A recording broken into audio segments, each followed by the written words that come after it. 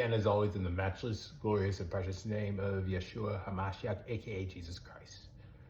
This video is going to be looking at the book of Ecclesiastes chapter 3 and doing some notes and commentary on it. So 3 years ago, I decided to start looking at every chapter of the book of Ecclesiastes, given that it has 12 chapters and there are 12 months a year, so I decided to do that. But I stopped after doing some soul searching, and after some soul searching, I'm going back to that.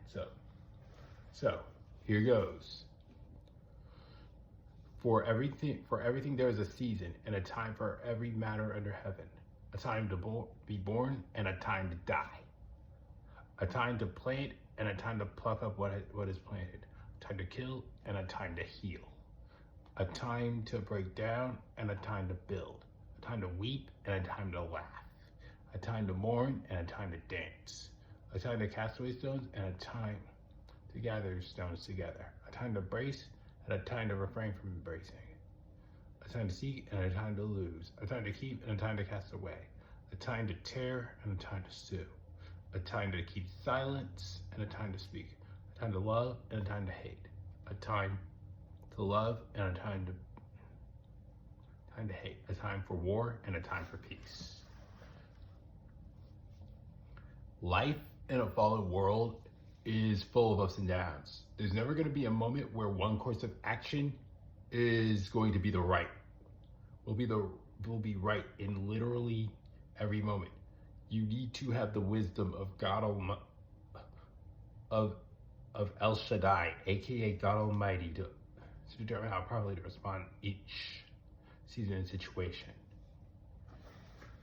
Verses 9 and 10. For what gain has the worker from his toil?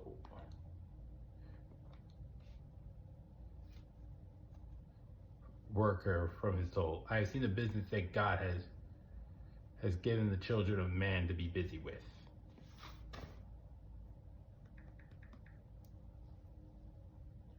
This is a very good callback to what was said in the previous chapters, referring to the fact that work is cursed because God has made it that way as a result of our sin. It refers to the fact that it is sought to enjoy the fruits of our labor. Verse 11. He has made everything beautiful in its time. Also, he's put eternity into man's hearts, yet so that he cannot find out what God has done from the beginning to the end.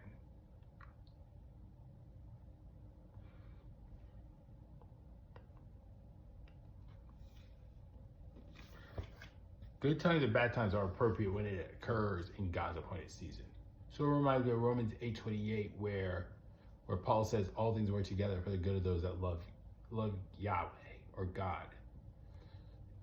Also, verse 11 says, each and every one of us has a God-shaped hole inside of us that only Yah or God can fill. We need to set our minds on Him and eternal things to have it satisfied. We cannot fully comprehend God's plan, so we need to trust Him and His timing, even when circumstances don't make sense in the slightest.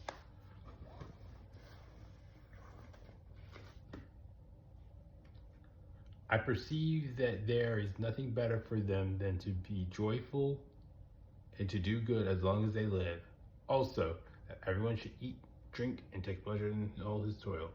This is God's gift to man. It's a good callback to the closing verses of chapter 2. The ability to do good, experience joy and pleasure, even from your toil, comes from God, or Elohim. Also, see your work as a means of glorifying God and serving others. God intended to work and enjoyment to be for our well-being.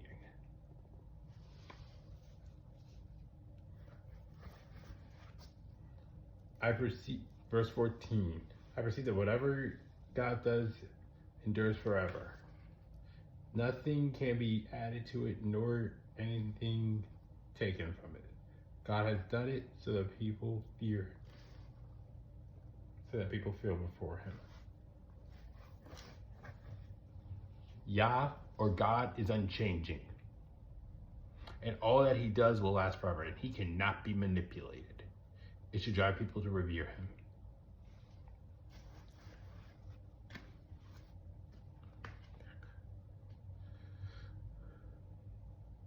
That which is already been done, that which is already has been.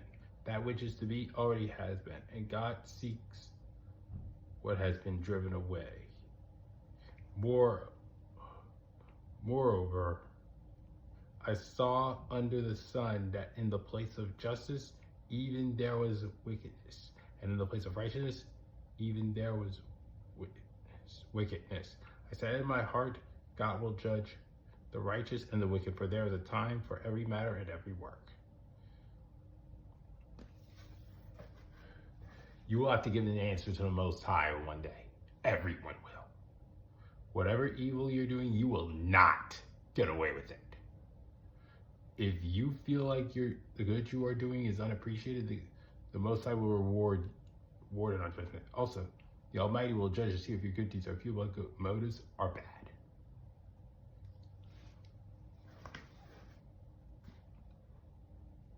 I said in my heart with regard to the children of man that God is testing them, that they may see that they themselves are but beasts. For what happens to the children of man and what happens to the beasts is the same. As one dies, so dies the other. They all have the same breath, and man has no advantage over the beasts, for all is vanity. All go to one place tonight. All are from the dust, into dust all return. Who knows whether the spirit of man goes upward, the spirit of the beast goes down into the earth. We are more like the animals than we realize. We are limited and finite. Moreover, we will die like them. That should motivate you to rely on Yah, aka God, and keep your eyes on the eternal things.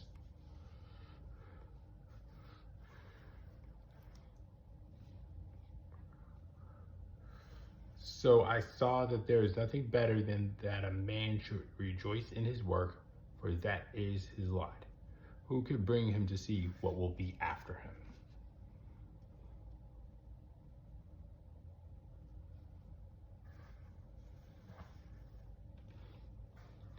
Your work has, this is a nice little callback to earlier verse and verses in other chapters.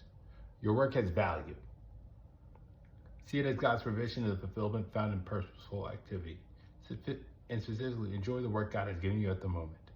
Live faithfully for Yah, or God, in the present, and trust his plans and his timing.